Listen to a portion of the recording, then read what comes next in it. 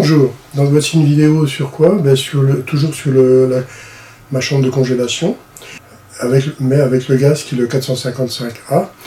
Donc là je vous montre le cycle, et je vous explique les températures et j'ai fait les repères avec comme j'ai l'habitude avec 1, 2, 3, 4, enfin comme mes collègues aussi. Ça va? Donc on va commencer.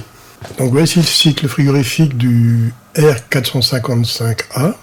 Alors cette fois-ci je vous ai mis les chiffres dessus. Donc le 1, c'est l'entrée au compresseur. Le 2, c'est la sortie compresseur. Donc c'est haute pression, basse pression. De haute pression ici, de 2 à 3, j'ai une désurchauffe qui se fait sur la ligne de refoulement. Et dans mon séparateur d'huile en même temps. De 3 à 4, j'ai la désurchauffe dans mon condenseur. Mon condenseur commence du 3 et va finir au 6. On va voir. 4, j'ai la première goutte de liquide qui se fait. Après, plus je vais par là, plus j'ai de liquide, plus j'ai de liquide, plus j'ai de liquide. Et j'arrive ici au point 5 où j'arrive à 100% liquide. Alors on voit bien que on a ici un glissement qui se fait. Donc ici, on part d'une température de 49 degrés pour arriver ici à 45 degrés. Ici, après, je fais un surrefroidissement sur la partie basse de mon condenseur. Donc mon condenseur s'arrête au 6. Et de 6 à 7, j'ai un surrefroidissement sur la ligne liquide. Ça, c'est dans la ligne liquide. Jusqu'au à l'entrée du détendeur. De 7 à 8, j'ai ma détente. Donc on voit qu'à la détente, je perds 10, 20, 30, 40, presque 50% de liquide. Mais ça, presque tous ces gaz 400 sont dans cette gamme-là. Alors ici, qu'est-ce qu'on a? De 8 à 9, je monte l'évaporation. Alors l'évaporation, on voit que ici le dernier gaz qui s'évapore, parce que c'est 3 gaz qui sont mélangés, là c'est pareil, c'est pour ça qu'on a un glissement. On a 3 gaz qui sont mélangés, ils s'évaporent tous à des différentes températures, chacun a sa propre température d'évaporation. C'est pour ça qu'on démarre une température d'évaporation qui est de moins 37 ici, pour arriver à moins 30 ici. Il y a 7 Kelvin de glissement, de glide. Donc ici, au point 9, on se retrouve à moins 30.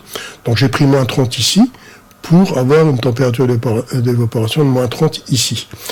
Alors ici, j'ai de 9 à 10, j'ai ma surchauffe à mon bulbe, et de 10 à 1, j'ai la surchauffe sur la ligne d'aspiration, plus mon séparateur de liquide qui se trouve à l'entrée de mon compresseur. Donc on voit que le cycle est perturbé par rapport au gaz pur. On a un glissement qui se fait ici, on a un glissement qui se fait ici. Le glissement ici, il va de là à là, donc la température a tendance à chuter, tandis qu'ici, la température a tendance à monter, puisqu'on part de moins 37, on arrive à moins 30. On se retrouve avec 7 de glide. Voilà. Donc ici, les numéros qui sont ici, on va les retrouver dans mon cycle maintenant. Je vais vous le montrer. Donc voici de nouveau mon cycle frigorifique avec cette fois-ci les températures et les numéros dessus. Donc je vais compliquer un peu plus. Donc on voit bien que le numéro 1 par rapport à mon cycle que j'ai dessiné sur le diagramme, c'est bien l'entrée de mon compresseur. Le 2 c'est la sortie. Donc ici je rentre à moins 18. Ici j'ai 80 degrés à la sortie de mon compresseur. Donc ça c'est dû à ces gaz-là qui s'échauffent facilement. Alors qu'est-ce que l'on fait dans ce cas-là? Vous voyez, ici, si c'est un compresseur semi-hermétique, on peut mettre un ventilateur tête de culasse. Il y a des fixations qui sont prévues pour aller sur la culasse au-dessus. Donc on ventile la tête de culasse pour éviter d'arriver à des températures extrêmes. Alors quand on n'a pas de fixation ici, on peut mettre le ventilateur sur le côté, juste sur la tête du compresseur.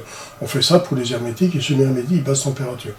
Alors ne pas oublier, dans, je veux dire, 90% des cas, l'entrée et la sortie du compresseur se fait sur la tête de culasse ici.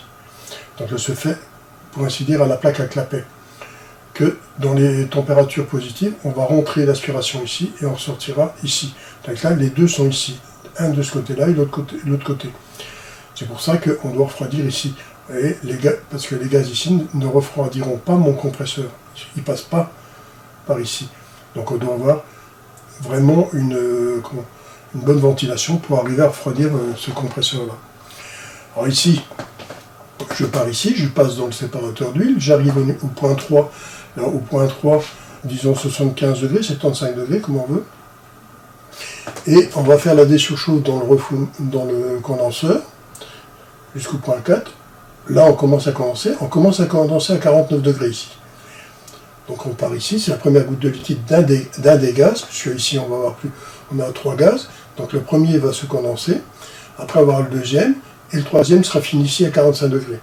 Et de 45 degrés à 39, on aura ce qu'on appelle le refroidissement. Ne pas oublier qu'ici, c'est ici qu'on arrive à 100% liquide. Le troisième gaz s'est condensé complètement.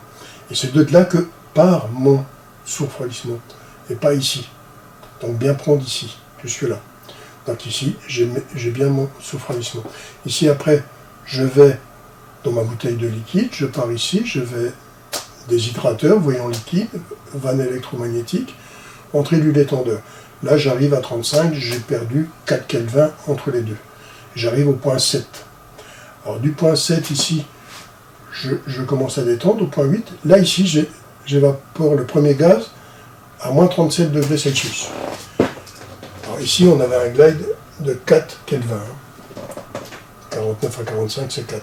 Ici, par contre, je démarre à moins 37 d'évaporation, le premier gaz qui va s'évaporer, le deuxième gaz qui va s'évaporer, pour arriver au troisième gaz qui arrive ici à moins 30. Donc la dernière goutte de liquide qui s'évapore de mes 3 gaz, c'est ici à moins 30. Donc ici, j'aurai l'évaporation du troisième gaz qui se fera ici, au point 9. Donc c'est ici qu'on a moins 30. On a nos 7 Kelvin de glide. Ça aussi de 7 à 8. C'est énorme, hein, c'est énorme. Hein, le glissement qu'on a avec ces gaz-là, c'est énorme. Donc ici, au point 9, jusque-là, on arrive au point 10 où on a moins 24 au bulbe détendeur. Donc je me retrouve avec 6 Kelvin de delta T. De là à mon compresseur, j'arrive à moins 18 en passant par le séparateur de liquide. J'arrive à moins 18 où j'ai de nouveau 6 Kelvin entre les deux.